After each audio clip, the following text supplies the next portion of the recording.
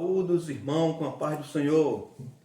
Meus irmãos, graças a Deus por esta oportunidade que Deus mais uma vez nos concede de estarmos aqui para falarmos um pouco acerca desta lição bíblica, né?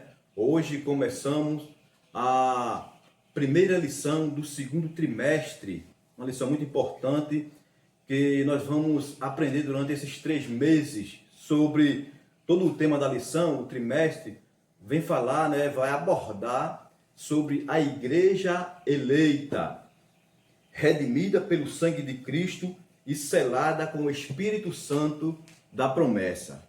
Então, que Deus nos ajude nesse período de tempo que nós iremos aprender, na verdade, aprender esse assunto, relembrar, não é, o assunto tão importante, essa riqueza de mensagem do qual o apóstolo Paulo ele deixou para a igreja de Cristo. Então, as 13 lições, ela vem falar sobre a igreja eleita.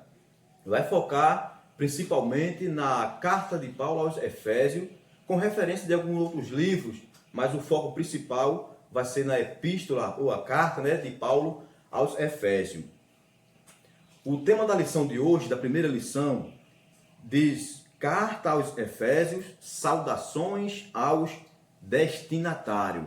Né? Nós iremos ver qual foi o interesse que Paulo teve em escrever aos Efésios, aonde ele estava, como ele estava, né? E qual foi o principal motivo de que Paulo escreveu a carta aos Efésios. Sabemos que Paulo tem pelo menos 13 epístolas, né? Ou 13 cartas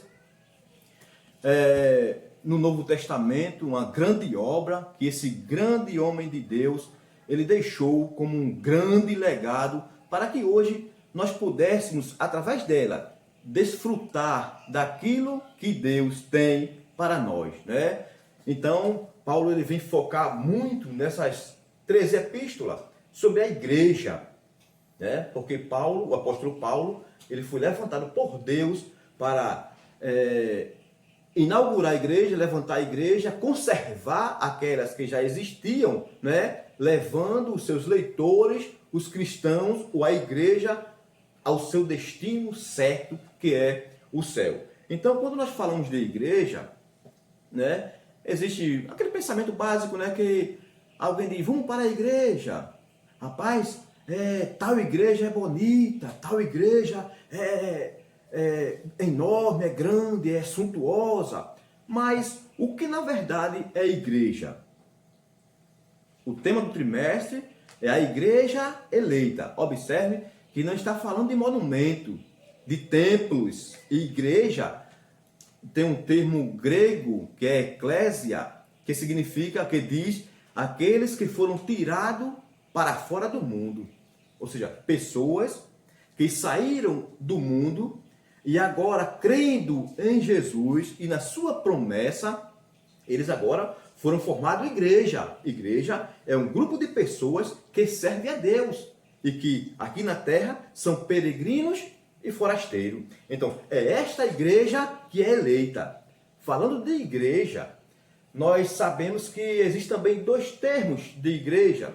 Existe a igreja local, que é a igreja visível, e existe a igreja universal, que é a igreja invisível. Esta igreja universal, invisível, ela está dentro dessa igreja local, né? Então, vamos, nessa primeira lição, formarmos uma base, que é um pontapé inicial acerca da igreja. De quem é a igreja? A igreja está fundada em quem? Qual é o final da igreja? Então, a primeira lição, eu sempre faço um exemplo, não é? É como um prato de papa. Ninguém nunca pega um prato de papa e adentra no centro do prato para comer, porque está quente. Mas vai pela beirada, né? Pela beirada até alcançar o ápice, o meio do prato. Mesmo assim, é a lição bíblica. A primeira lição é uma introdução, é uma base, é um apanhado geral para que as demais lições possam se firmar nessa lição. Falar da primeira lição e avançar os tópicos seguintes, é como não ingerir totalmente o assunto e não vai ser esmiuçado como deva ser. Então, a primeira lição é a introdução das seguintes lições. Então, tem como tema a lição de hoje a carta aos Efésios, saudações e destinatário. A verdade prática da lição se encontra em Efésios, capítulo de número 1, versículo 2, né?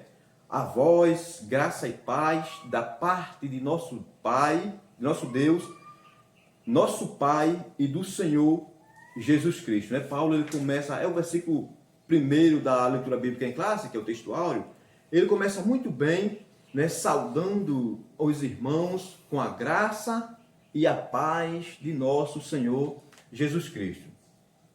Graça é tudo aquilo que o cristão, a igreja de Cristo, precisa para continuar como igreja firme, como a igreja eleita. Graça, favor imerecido, né? A graça alcançou pessoas que não mereciam graça. É também comparada com um óleo, né? Como um óleo que vem para lubrificar, que vem para suavizar as dificuldades, as tribulações, que é necessário para que esta igreja se fortifique, né? Na tribulação, na perseguição, que perseguição nunca destruiu a igreja, nunca. Olha que a igreja sofreu muitas perseguições, tribulações, de várias formas, mas ela nunca parou.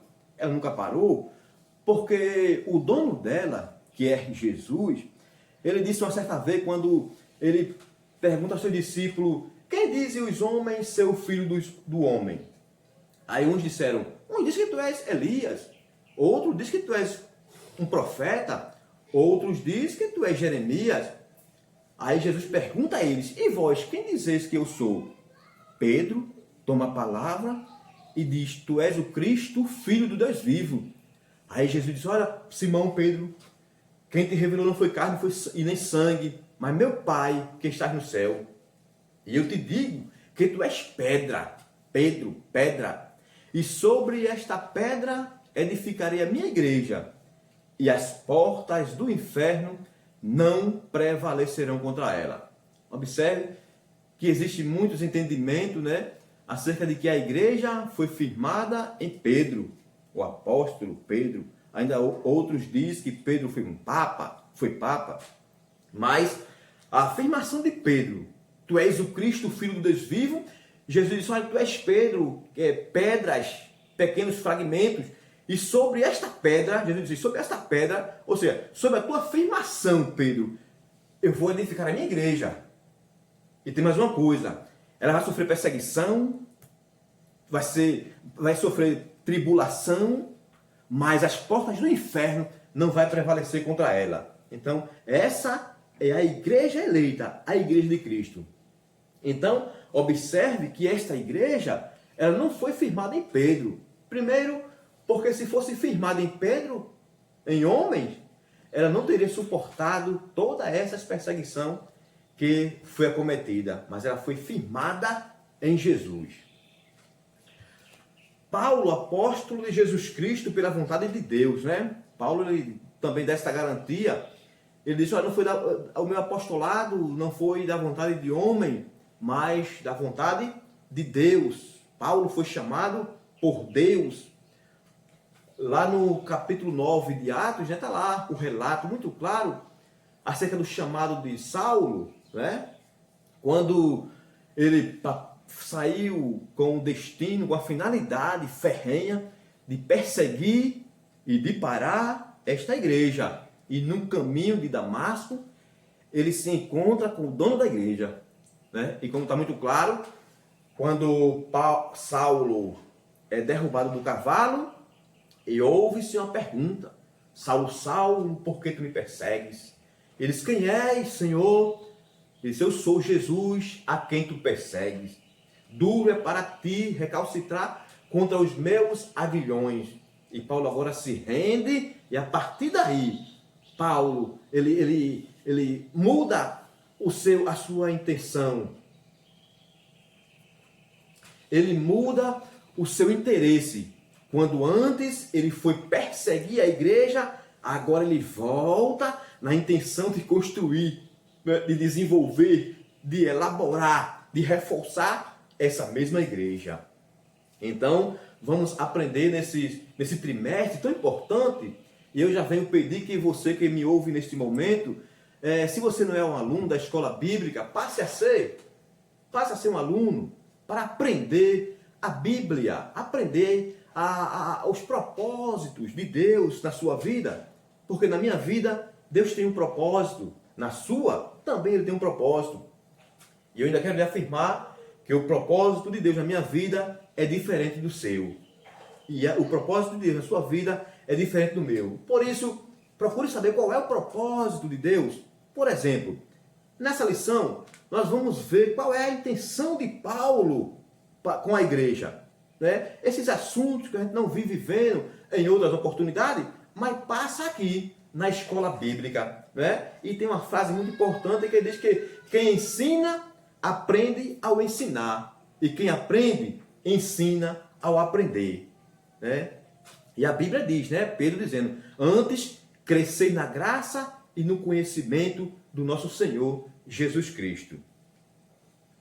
Então Paulo ele escreve essa carta, essa aí e pelo menos mais 3, a carta de Colossenses, Filipenses, né? Filemon, na prisão.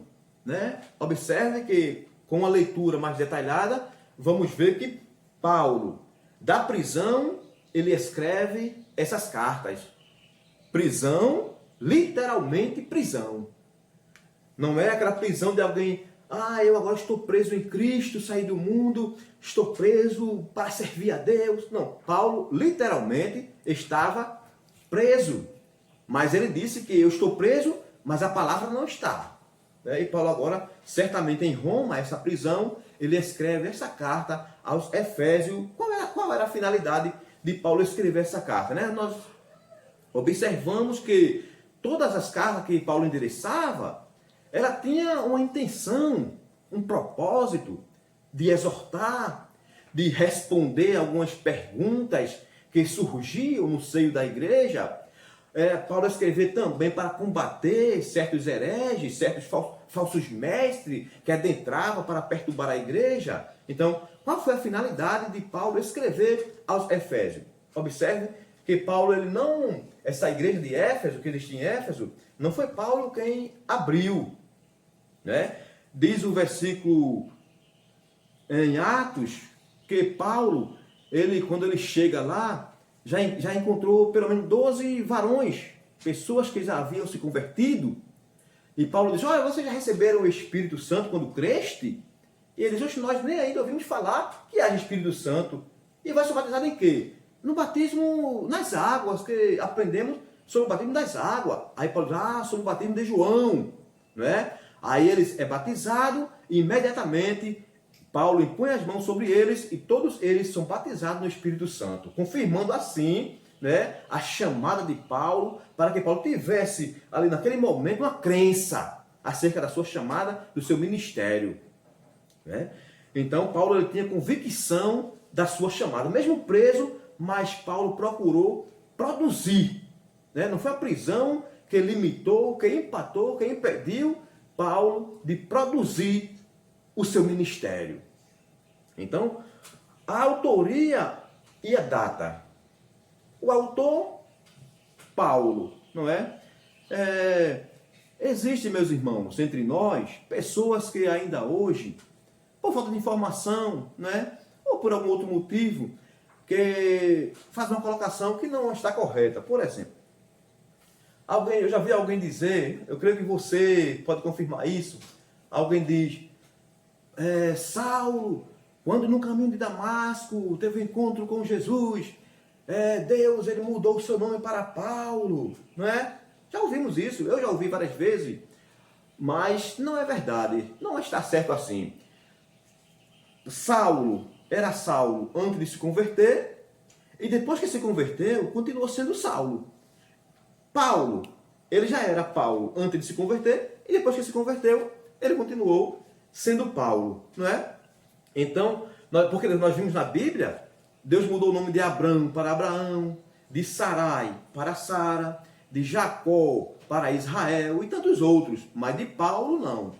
Paulo, ele tinha duas nacionalidades, a nacionalidade romana e a nacionalidade hebraica, judaica, não é? Que era Saulo. E nós sabemos que Saulo, ele era da tribo de Benjamim, e esse nome Saulo era uma referência, era uma homenagem a Saul, o primeiro rei de Israel, que também era da linhagem de Benjamim. Então, certamente, era uma homenagem ao rei Saul. E o nome Paulo, né, era de natureza gentílica, porque ele tinha essa cidadania romana, e por isso que nas suas epístolas, ele sempre diz: Paulo, apóstolo de Jesus Cristo, pela vontade de Deus, aos santos. É porque Paulo se identificava melhor, ele ser chamado de Paulo, porque era a sua nacionalidade gentílica. Então, só esse detalhe para a gente ficar esclarecido acerca dessa pequena informação. Então, a data, aproximadamente 60 a 62 depois de Cristo, nós sabemos que número e datas na Bíblia nem sempre são exatas, né? Mas são aproximadas. Então, é nessa faixa entre 60 a 62 depois de Cristo. Uma epístola da prisão, né? Como já frisei, essa epístola foi escrita Paulo na prisão e o seu portador foi Tíquico, né? Homem de confiança, que pegou esta mensagem, esta carta e levou aos irmãos de Éfeso. Ainda essa igreja de Éfeso, né, foi dirigida, né? Alguns historiadores eles dizem, são categóricos em afirmar que Timóteo contribuiu, Apolo contribuiu, até atribui que esses 12 discípulos que Paulo batiza, ele foi fruto do trabalho de Apolo, que era um pregador eloquente. Então Apolo tem participação nessa igreja, Timóteo, o apóstolo João, né, também lá em Apocalipse a gente vê falar sobre esta igreja de Éfeso. Então, a data é entre 60 a 62 depois de Cristo. O segundo ponto da lição fala sobre os destinatários. Quem eram os destinatários? Os irmãos de Éfeso, né? Que essa igreja foi fundada, a cidade foi fundada a partir do ano 1050 depois de Cristo e tornou-se o centro político, comercial e religioso da Ásia Menor, hoje atual Turquia, né? E a religiosidade lá em Éfeso era voltada à idolatria muito grande, porque existia uma deusa principal, né? Ártemis ou Diana.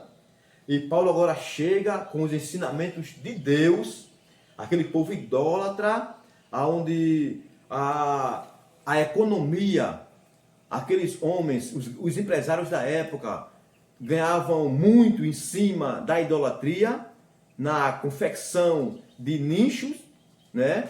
Onde era a pequena caixa em forma de templo, em que se botava as imagens. Então, o dinheiro, naqueles dias, a economia da época girava em torno disso. Quando Paulo chega e começa a pregar Cristo ressuscitado, né, aí aqueles empresários se sentiram no prejuízo e chegaram a dizer: olha, se esse homem continuar pregando, nós vamos cair em descrédito e vamos acabar no prejuízo. Lembro-me também daquela passagem lá de Atos, capítulo 16, quando Paulo ele repreende aquela jovem que estava com o espírito de adivinhação, onde os seus donos, os empresários, lucravam em cima daquela jovem. E ela profetizava, né? Adivinhava. E Paulo, quando repreende aquele espírito de adivinhação, os seus donos, eles acionaram os homens da lei da época para lançar Paulo na prisão, porque Paulo havia acabado de lhe dar grande prejuízo, porque agora eles não iriam mais granjear lucros em cima do prejuízo alheio. Então, a igreja de Éfeso, Paulo evangelizou a cidade e seus arredores durante 3 anos. 3 anos, o apóstolo Paulo se prendeu ali com muita dificuldade, para evangelizar e para exortar os irmãos, né, da época. O objetivo de Paulo foi muito claro, era que seus leitores crescessem na fé, no amor, na sabedoria e na revelação do Pai da glória. A intenção de Paulo foi sempre essa, levar os irmãos, esclarecer acerca da fé que havia recebido, né? E levar eles ao amor perfeito, levar eles a crescerem na graça e na sabedoria do nosso Senhor Jesus Cristo.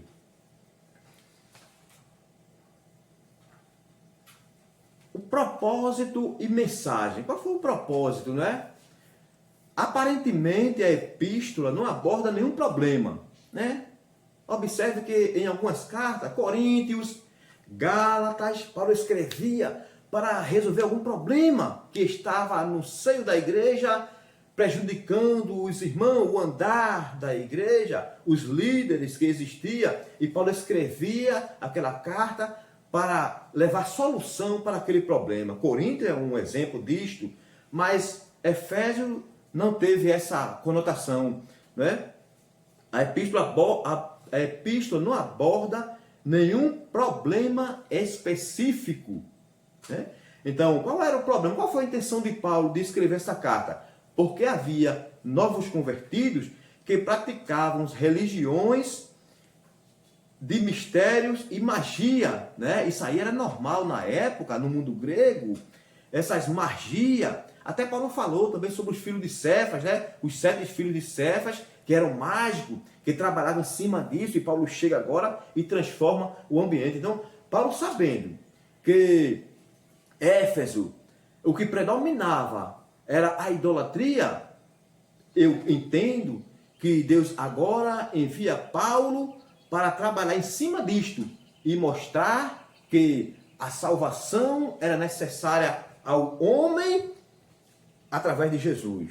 Paulo precisava levar a mensagem da cruz, e foi essa o tema da mensagem de Paulo, que era uma mensagem cristocêntrica. Cristo era o centro da mensagem do apóstolo Paulo, que era Saulo também, né? Paulo e Saulo antes e Paulo e Saulo depois. Então, meus irmãos, que Deus continue nos ajudando, iluminando nossa mente, nosso entendimento. Eu frisei no princípio que a primeira lição é uma introdução. Se Deus nos permitir, estaremos no decorrer desse trimestre trazendo um esclarecimento acerca dos outros assuntos que virão. E eu creio que, dependendo, né, da iluminação do Espírito Santo, a qual nós estamos dependendo, ele vai nos iluminar e nós traremos aquilo que Deus nos permitir, aquilo que Deus tem para nós. A igreja eleita. Eu sou igreja, você é igreja. E nós fomos predestinados, né, à salvação. O alvo da igreja é o céu. Essa eleição foi feita por Cristo, a igreja eleita. O seu final, o seu alvo é Jerusalém Celestial. Que Deus continue nos ajudando, nos abençoando e dando desejo a cada um de nós de participarmos da escola bíblica. Quero agradecer a confiança do nosso pastor Dinamécio Lima, presidente da ADVC, Assembleia de Deus, Vida e Comunhão, que tem o objetivo principal de pregar o Evangelho com simplicidade, amor e transparência. Agradeço a oportunidade em nome de Jesus.